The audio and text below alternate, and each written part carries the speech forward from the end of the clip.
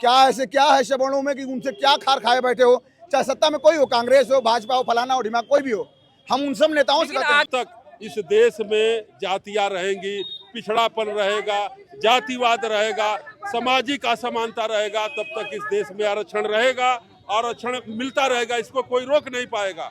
आरक्षण सदियों से चला आया है और है ही नहीं। आज से नौकरी देना ही नहीं तो आरक्षण क्या करेंगे? नौकरी देना ही नहीं, आरक्षण का करेंगे क्या? क्या भूनेंगे? भुट्टे भूनेंगे उससे? नहीं। जब एक बात बताओ, कभी तुम की सुरक्षा नहीं देंगे, उसको प्रोटोकॉल नहीं देंगे, जो ऊपर से आदेश होगा मोदी वही उसके साथ करेंगे, तभी तो एक समझौते के साथ उसको। हमको कहने में कोई गुरेज नहीं होगा।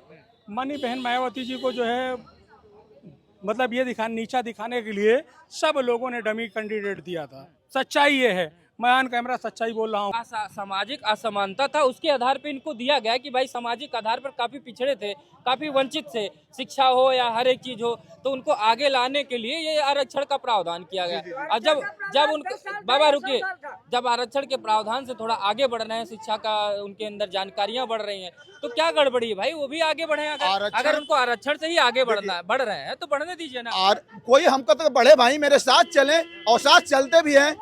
ये जो कहते हैं सामाजिक असमानता या शोषण, मेरे साथ चाय पीना, मेरे साथ खाना पीना, उनको जरूरत पड़ती है मैं खड़ा रहता हूँ, मुझे जरूरत पड़ती है वो खड़ा रहते हैं। हमको बताएं तो अब यदा कदा कहीं कोई बात आ गई तो उसको उछाल कर ये बोलते हैं कि नहीं असमानता है।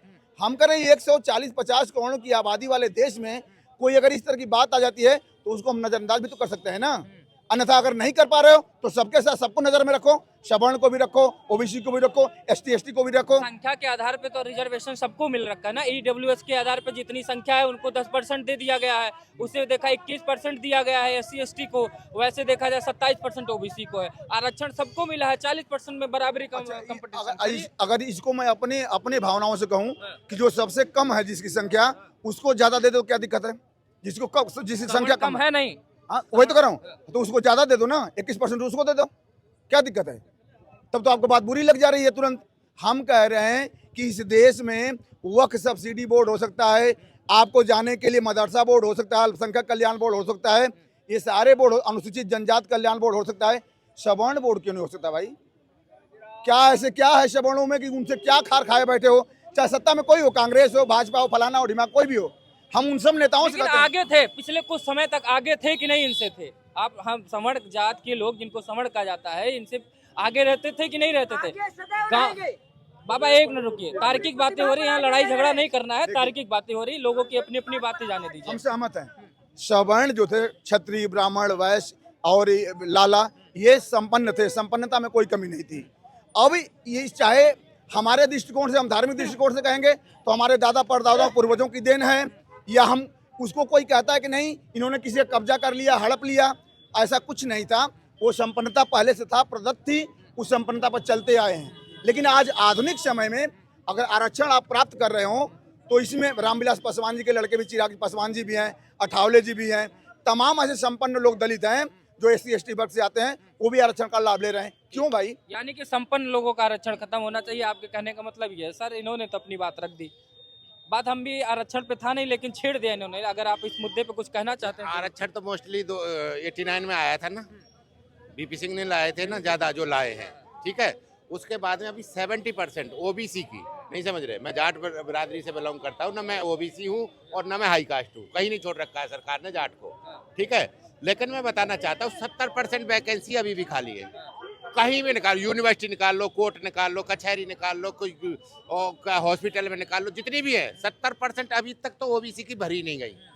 अरे एक बाबा जी कह रहे थे कि ब्राह्मणों को तो ऐसे ही मिलेगा, तुम 15% टोटल हाई कास्ट है और 15 में 10% तुम्हारा आरक्षण है, और वो 85% वालों पर टोटल जोड़ते हो तो उसमें 50% भी नहीं बैठ रहा। तुम तो अब भी आ गए हो। कौन कह रहा है 15%? अरे मैं सवर्ण में ही आता हूँ बाबा, नहीं समझ रहे, वो उनको पता नहीं है जो नेतागिरी कर रहे हैं ना, मायावती जैसे, मुलायम सिंह जैसे, उन्हें पता ही नहीं है। तुम उसमें भी कंसीडर कर गए, हमें आगे भी क्रॉस कर गए, उसमें भी तुमने कोटा ले लिया, हमारे सवर्ण में भी, और उसके बाद अपना भी 10% ले लिया। ऐसा है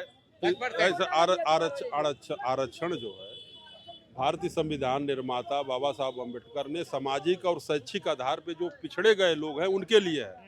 जो पंडित जी आरक्षण 10 साल के लिए बात कर रहे थे, तो उसमें 2 तरह का आरक्षण है, एक नौकरी वाला आरक्षण है, एक राजनीतिक आरक्षण है। तो राजनीतिक आरक्षण 10 साल के लिए है। जो लोकसभा विधानसभाओं का आरक्षण होता है उसमें सरकार चाहे तो बढ़ाए चाहे घटाए, लेकिन सरकार जो भी होती है उसको बढ़ाती रहती है, कोई मांग भी नहीं करता है कि बढ़ा जाए, लेकिन जो सरकार होती है उसको बढ़ा दिया करती है। रहा सवाल नौकरी का, तो सरकारी नौकरियों को या केंद्र सरकार का, भारत सरकार का कार्मिक मंत्रालय कहाँ खड़ा है कि आज भी देश को 70-75 साल आज़ाद हुए हो गए, अनुसूचित जात को 21% में से 11% मिला हुआ है, पिछड़ी जात को 27% में से आज भी 4% मिला हुआ है, आज भी आरक्षण पूरा नहीं हुआ। हम कहते हैं आरक्षण आप खत्म कर दीजिए, धन धरती का बंटवारा करिए। अब भारत में भारतीय सभी हैं, भारतीय सभी नागरिकों को समान रूप से सारी धन धरती संपदा मिलनी चाहिए। और जितने पेट्रोल पंप, गैस एजेंसियां हैं, फैक्ट्रियां हैं, कल कारखाने हैं, जमीन है, जायदाद, सबको बराबर कर दीजिए। कॉलेज है, वेयर हाउस है, सबको और सबको बराबर कर देना चाहिए। देखिए, जब तक इस देश में जातियां रहेंगी, पिछड़ापन रहेगा, जातिवाद रहेगा, सामाजिक असमानता रहेगा, तब तक इस देश में आरक्षण रहेगा, आरक्षण मिलता रहेगा, इसको कोई रोक नहीं पाएगा। आरक्षण सदियों से चला आया है और चलता रहेगा। और आज तो गरीब समण को भी आरक्षण 10% केंद्र सरकार ने दे दिया है, उनको भी मिल रहा है। अब आरक्षण से वो कहाँ छूते हैं, उनको भी सरकार दे रही है। और आरक्षण सुन लीजिए, 21% अनुसूचित जात के लोग हैं, 27% पिछड़ी जात है, 2% ST हैं, कुल मिला के 50% आरक्षण है। बाकी 50% में कौन लोग हैं? बाकी 50% बच रहा है, उसमें कौन लोग? ये भी तो देखिए, ये आरक्षण जो है ये सामाजिक असमानता के नाम पे है, ये जातिवाद के नाम पे है। आखिर में इस देश में किसको घोड़ी पे नहीं चढ़ने दिया जा रहा है, किसके मूछे काटे जा रहे, किसको पानी नहीं पीने दिया जा रहा, किसके ऊपर जूता फेंका जा रहा है, किसकी हत्या हो रही है। ये सब जो घटनाएं अगर भारत में होती रहेंगी, जातियां जातिवाद होता रहेगा, तो आरक्षण भी इन लोगों को मिलता रहेगा।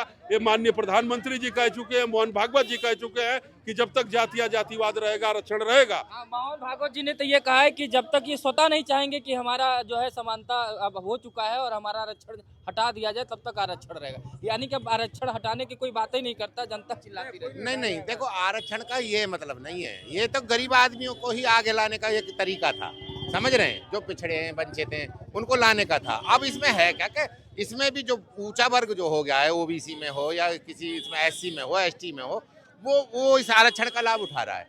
एक क्राइटेरिया ऐसा बने भैया, सबको देखो, जो इन्होंने बनाया 10% वाला जो बनाया ना, अमीर वो जो बनाया हाई कास्ट वाला, ऐसे ही एक पूरा सबका बना दे, उसमें 60% उन्हीं को कर दे। हालांकि जब कोई नौकरी छोड़ी ही नहीं इन्होंने, नहीं समझ रहे, जब कुछ है ही नहीं, आज से नौकरी देना ही नहीं तो आरक्षण क्या करेंगे? नौकरी देना ही नहीं, आरक्षण का करेंगे क्या? क्या भूनेंगे? भुट्टे भूनेंगे उससे? नहीं। जब एक बात बताओ, कभी तुम जाते थे, आज अंग्रेजी शासन काल के पुल बने हुए हैं, चीनी मिल है, फैक्ट्री है, नहीं समझ रहे, वो चल रहे हैं सब। अब ये देखते हैं उनको, वो तो अडानी अंबानी के हैं, जिन मंजिलों को तुम 11-11 मंजिल हाई राइज मंजिल जो आप देख रहे हो, 80-80 मंजिल, वो तुम्हारी थोड़ी है।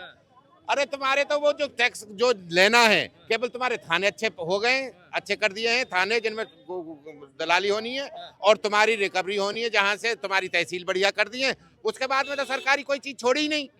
भाई मोदी जी 400 गज का प्लॉट भी बेचे दे रहा है, तो वो छोड़ा कहाँ रहा है? वो बचेगा कहाँ से? यूपी में भर्तियां जम के पुलिस की आई, ऐसी बात नहीं, यूपी में भर्तियां पुलिस की आई, लेकिन सवाल यही उठता है कि क्या पुलिस से ही सरकार काम चलाएगी और विभागों में जो नियुक्तियां हैं वो खाली हाँ, रहेंगी? वो क्या करेंगी? जो विभागों में नियुक्तियां खाली हैं, सरकार को चाहिए कि उनकी वैकेंसी निकाल के, भर्ती निकाल के और उसको प्रक्रिया पूरी की जाए, करना चाहिए सरकार को। तो कहीं ना कहीं इसमें लीपापोती हो रही है, आपको लग रहा है? नहीं, लीपापोती नहीं हो रही है, ये दूसरी भर्तियां होती हैं, फिर पुलिस की होती है, फिर दूसरी होती है, चल रही है ना प्रक्रिया लगातार। रोज आए दिन जो है संडे इतवार के दिन एग्जाम हो रहे हैं, तो कहीं ना कहीं चल रहा है। अभी आपने सारी चर्चाएं सुनी, मैं पहले चंद्रशेखर पे बात कर लेता हूँ।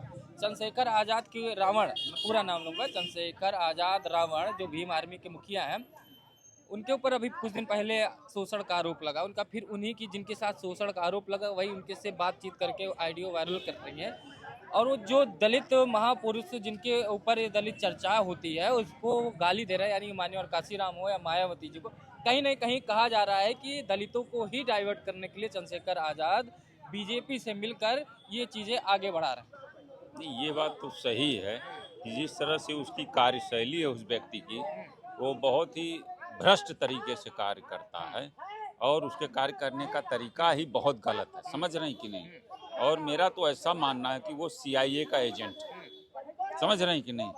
जिस तरह से वो कार्य करता, अभी वो अमेरिका गया था, समझिए, उसको सरकार को बताना चाहिए ना कि वो किस माध्यम से किस कार्यक्रम में गया था और कहाँ गया था। तो सरकार के पास क्या जानकारियां नहीं होती वही तो उनको जो है वाई प्लस सुरक्षा दे रखे हैं, तो जानकारी नहीं होती। यही तो मिली भगत है। इसी पे तो लोग आरोप लगा रहे हैं कि अगर कोई और होता तो उसके घर बुलडोजर चल जाता है। ये इतने सब कुछ जातियों में बांट रहे हैं, लोगों को बेकायदा गालियां दे रहे हैं, हर एक चीज दे रहे हैं। इनके ऊपर सरकार कार्रवाई क्यों नहीं कर रही? अब तो वो मानवर काशीराम जी को गाली दे रहे हैं, बहन कुमारी मायावती जी को गाली दे रहे हैं, तब इनके ऊपर सरकार इतनी मेहरबान क्यों? तो भाई इसीलिए तो मैं कह रहा हूँ कि वो CIA का एजेंट है, ऊपर से डंडा प्रेशर है। मोदी की हिम्मत है कि उसकी सुरक्षा नहीं देंगे, उसको प्रोटोकॉल नहीं देंगे। जो ऊपर से आदेश होगा मोदी वही उसके साथ करेंगे। तभी तो एक समझौते के साथ उसको पहले जेल में बंद किया गया, फिर मुकदमे लगाया गया, 17-18 महीना वो जेल में सड़ा। उसके बाद उसको जब समझौता हो गया तब वो छोड़ा गया है। तो छोड़ने के बाद उसको नगीना से एक सुरक्षित सीट से उसको सांसद बनाया गया और उसकी जीत पर बावन मेश्राम ने भी जो है प्रश्न चिन्ह लगाया है कि ये जीत कैसे गया नगीना से। यह व्यक्ति जिसके पास कोई वोट नहीं, कोई जनाधार नहीं, केवल वो बोली का नेता है। समझ रहे कि नहीं? उसके पास, उस व्यक्ति के पास कोई भी जनाधार नहीं है और उसको EVM की मदद से, वोट चोरी की मदद से उसको जिताया गया, संसद का सदस्य बनाया गया। सिक्योरिटी राहुल गांधी फिर सही सवाल उठा रहे हैं वोट चोरी? नहीं, राहुल गांधी तो खुद ही जो है वोट चोरी से बने हैं। समझ रहे हैं कि नहीं? अगर उनको वोट चोरी पे प्रश्न उठाना तो उनको पहले खुद ही पार्लियामेंट से इस्तीफा दे के मैदान में आना चाहिए, जनता के साथ सड़क पे उतरना चाहिए, तब उनको जो है जवाब मिलेगा कि वोट चोरी हुआ कि नहीं हुआ। आप इधर आइए, बताइए चंद्रशेखर के ऊपर जो आरोप लग रहा है इस पे क्या कर रहे हैं?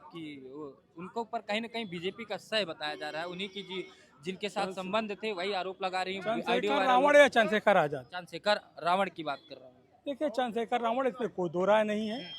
वहाँ सारी पार्टियों ने, हमको कहने में कोई गुरेज नहीं होगा, माननीय बहन मायावती जी को जो है मतलब ये नीचा दिखाने के लिए सब लोगों ने डमी कैंडिडेट दिया था। सच्चाई ये है, मैं ऑन कैमरा सच्चाई बोल रहा हूँ, भले किसी को बुरा लगे।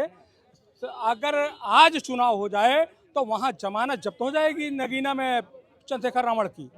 सच बात बता रहा हूँ, कोई लोकप्रियता नहीं है, बस ये है कि अंदर खाने लोगों ने उनको जिताने का कार्य किया है और वो जीतने के लायक नहीं है। हाँ देखिए, एक आज भी दलित की चेहरा बहन मायावती जी हैं और रहेंगी, उसमें कोई दो राय नहीं। तो गालियां भर के तो उन्हीं को दे रहे हैं, मानवर काशीराम जी को दे रहे हैं, बसपा प्रमुख मायावती जी को दे रहे हैं। देखिए, वो कहीं ना कहीं, देखिए, माननीय काशीराम जी के कैटेगरी के, बहन मायावती जी के कैटेगरी के नेता नहीं हैं। हाँ, वो है कि वो माननीय पंडित जवाहरलाल नेहरू की तरह एक उनसे बड़ा होने की कोशिश कर रहे हैं। नहीं, उनसे उन्हीं का जो छल था वो सीख करके राजनीति में आगे चल रहे हैं। उन्हीं की तरह एक छल सीख लिया है और वो छल उनका कामयाब हो रहा है और कलयुग में छल जो है कामयाब होता रहेगा।